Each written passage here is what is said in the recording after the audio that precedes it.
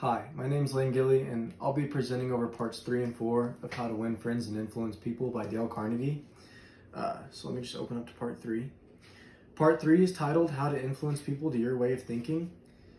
And Mr. Carnegie organizes this part into 12 principles that he has that are helpful with this. I find that through this part of the book, there are two main themes, and basically that's thinking ahead and killing others with kindness. So principle 1 is the only way to get the best of an argument is to avoid it, and basically says that people generally have a justification why they think the way that they do. So trying to convince them otherwise in the form of an argument is generally not going to breed the best results. He even quotes, "If you win an argument, you lose, and if you lose, you lose." So basically, there's just no upside to having an argument. At the end of the chapter, he even quotes, "When one yells, the other should listen. Because when two people yell, there's no communication, just noise and bad vibrations." And I just thought that quote was amazing because obviously he's exactly right. When two people are screaming at each other, there's no real communication taking place. It's just one person trying to voice their opinions over another, and nothing good's going to come of that. Principle 2 is show respect for the other person's opinions. Never say you're wrong. And he's exactly right with this one too. Proving someone else wrong is never going to influence them to your way of thinking. It's just going to make them resent you. He even quotes, "All you do is you succeed in stripping that person of the self-dignity and make yourself unwelcome to the discussion." Basically, you just make people resent you by proving that they're wrong. Principle 3, if you are wrong, admit it quickly and empathetically. So in this chapter, he gives an example of him walking his dog through a park, and he has an interaction with a policeman. And basically what happens is he had a little tiny bulldog, and he wasn't walking it on a leash because he thought, what's the harm in not walking it on a leash? It's a little tiny dog, it's not going to hurt anyone. But he was required by law in this park to walk his dog on a leash. So he comes into contact with this policeman, and the policeman says, "You're required by law to walk that dog on a leash, right?" And he said, "Yeah, I know, but it's a little dog, and it's not going to hurt anyone, etc." He begins justifying himself, and the policeman says, "Don't let me catch you doing that again. Get that dog a leash. Next time I'm going to write you a ticket." And so the next couple times he comes to the park, he does leash his dog. He follows the law. But, of course, the day comes where he stops doing that, and he runs into this policeman again. And he knew he was in the wrong. Immediately, he just started condemning himself. He says, "Officer, before you can say anything, I know I'm breaking the law right now. I know that you told me if I did this again, you were going to write me a ticket, and I'm sorry." And basically, he just began condemning himself. And the officer stopped him and said, "Look, that little dog's not going to hurt anyone. Take it back over that hill where I can't see, and we'll just pretend this never happened." Carnegie quotes, "If we know we're going to be rebuked, isn't it better to beat the other person to it and do it ourselves?" And that's exactly what happened in the situation he described. He began to condemn himself, and in doing so, he kind of took the wind out of the cop's sails. The cop didn't feel the need to condemn him because he was doing it to himself. Another quote here is, "Any fool can try to defend his or her mistakes, and most fools do. But it raises one above the herd and gives one a feeling of nobility and exaltation to admit one's own mistakes." And just basically saying that, if you can admit your mistakes, you're going to be ahead of the fools that can't. Principle 4 is begin in a friendly way. And in this chapter, he gives a story of a landlord whose rent was just too high, and several other of his neighbors felt the same way, that their rent was too high. So they went to the landlord, and several of the other neighbors had told him that your rent's too high, we're not paying it, it's too much, so it's unfair. And none of them got their rent reduced, obviously, because how is yelling at someone going to influence them to do what you want them to do? Well, the tenant in this story decided to take a different approach. So when he got to talk to the landlord, he said that he started by talking about all the things that he loved about living there. And he told him all the nice things and why he enjoyed it. And he even said that, "I'd love to live here another year if I could only afford it." And without him having to even directly ask, the landlord decreased his rent. He offered to decrease his rent. So, obviously he went about it in a different way, and he achieved different results. Carnegie even quotes, "Gentleness and friendliness were always stronger than fury and force." And that's exactly right. You're gonna do way more being nice and creating positive energy than you ever will with fury and force and creating negative energy. Principle 5 is get the other person saying yes, yes immediately in conversation. And basically what he's saying in this chapter is that it's always good to manipulate the conversation to where the party you're talking to is saying yes. You should ask questions that generate the yes from the party you're talking to.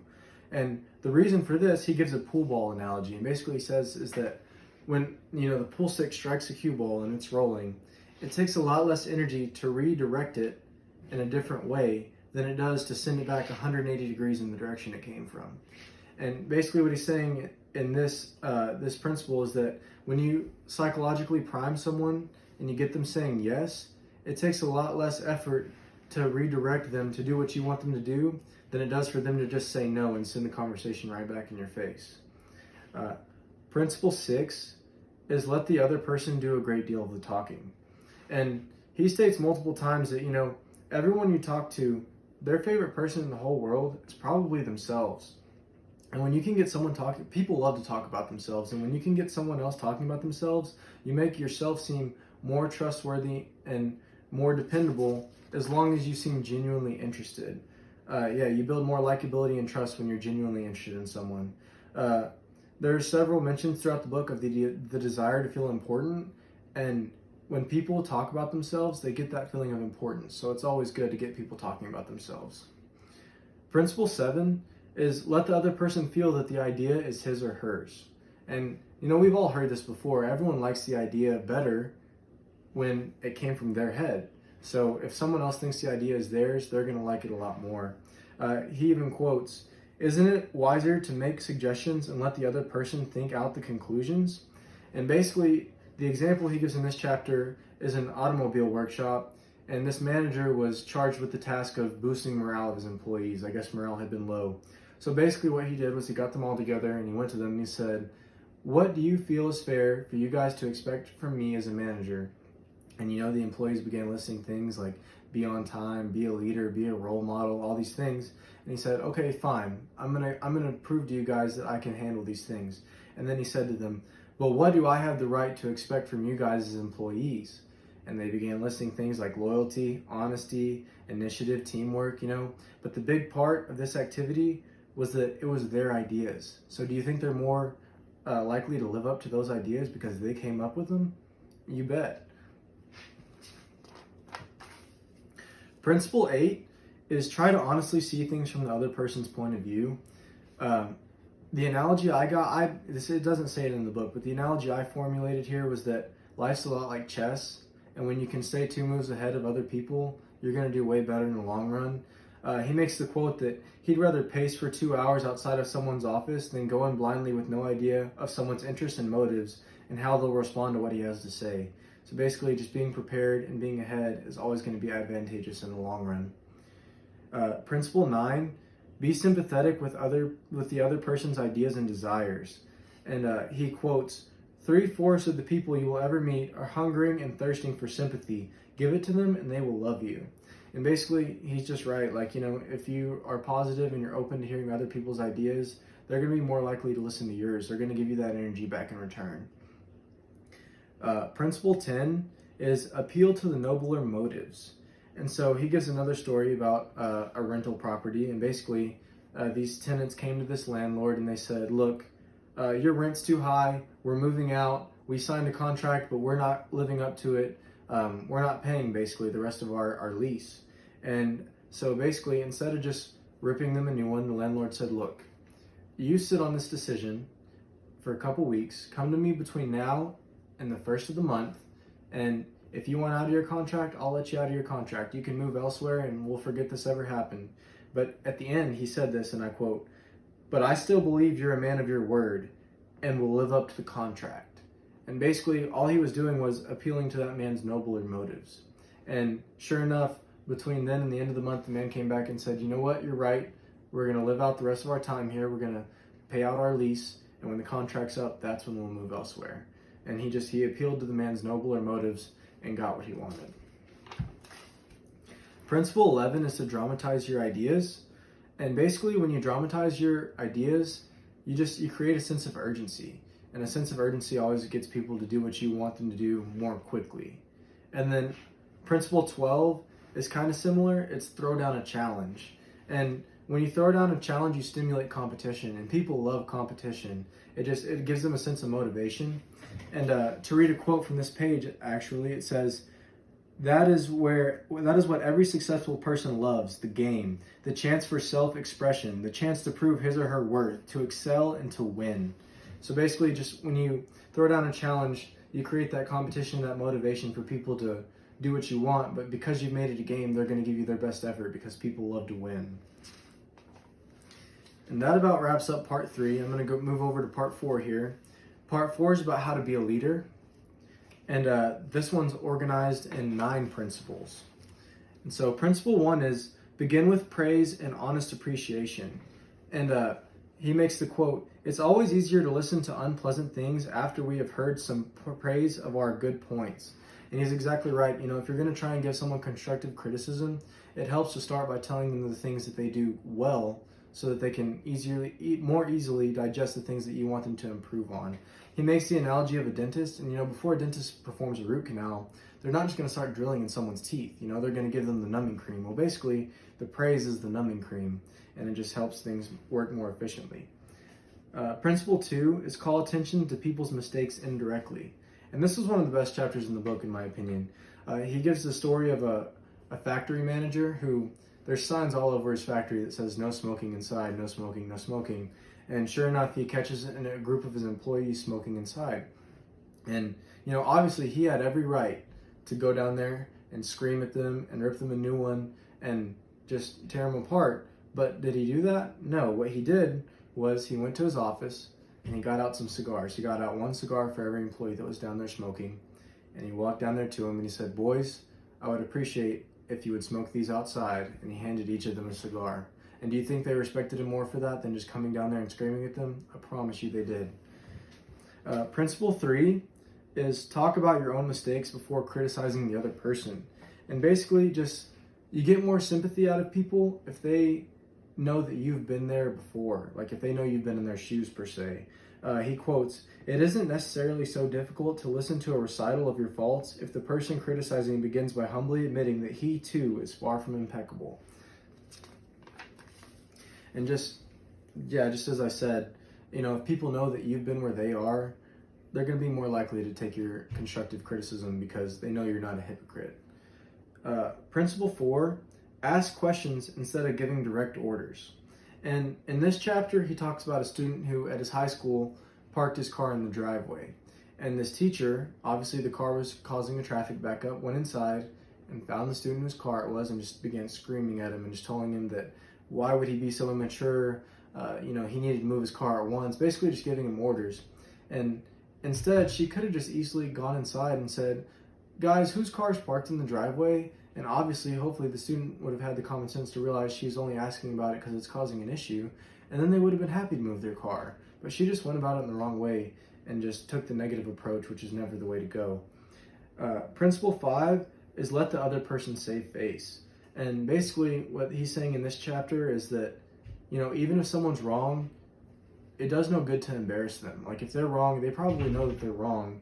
And he quotes, "Even if we're right and they're for sure wrong, we only destroy ego by causing someone else to lose face."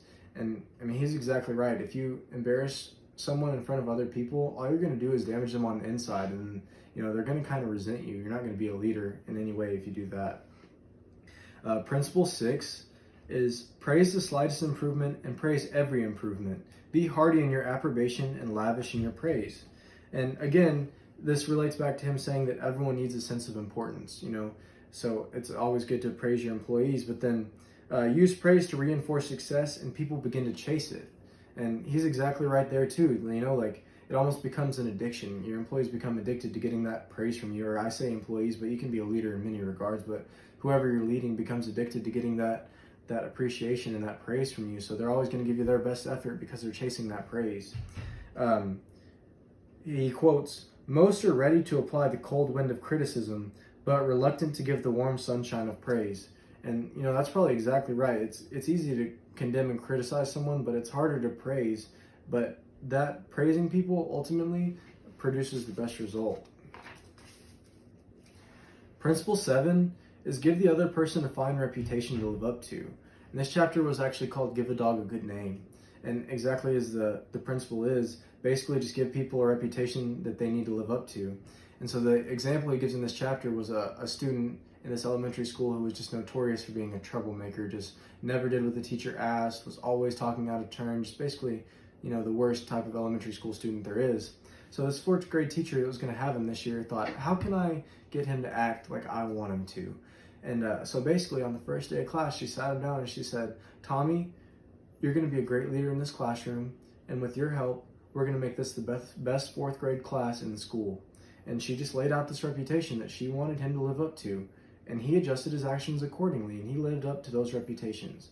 And it's very important to give people reputations to live up to, because then they know what you expect from them. Principle 8 is use encouragement and make the fault seem easy to correct. And this one's important because people respond better when they feel that they're really close to success. For example, if you were to tell an employee that they're so far off from what you wanted, you asked for this report and it's so far away from what you expected of them that how could they even turn this in, yada, yada, yada, you chew them out, they're not going to be very motivated to give you their best effort next time. But if you just point out a couple little mistakes and tell them that they were so close to what you expected of them, and with just a little more effort they could exceed your expectations, then you bet you're exactly right that they're going to give you their best effort next time, because they want to exceed what you expect of them. They want to achieve success. So if you make it seem like they're close to success, they're going to give you their best effort. And it relates back to that quote that the man that believes he can and the man that believes he can't are both probably right. So you want to always make the fault seem easy to correct, as he states. Make your employees seem like they're close to success. Make your followers seem like they're close to success, because then you're just going to generate their best effort. And last but not least, for part 4 of being a leader, make the other person happy about doing the things you suggest.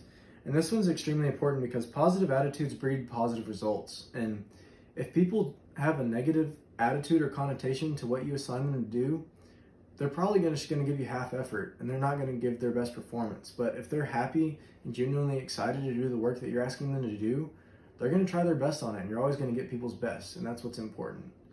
And that concludes part 4 of How to Win Friends and Influence People. I want to thank Professor Owen for assigning me this book to read.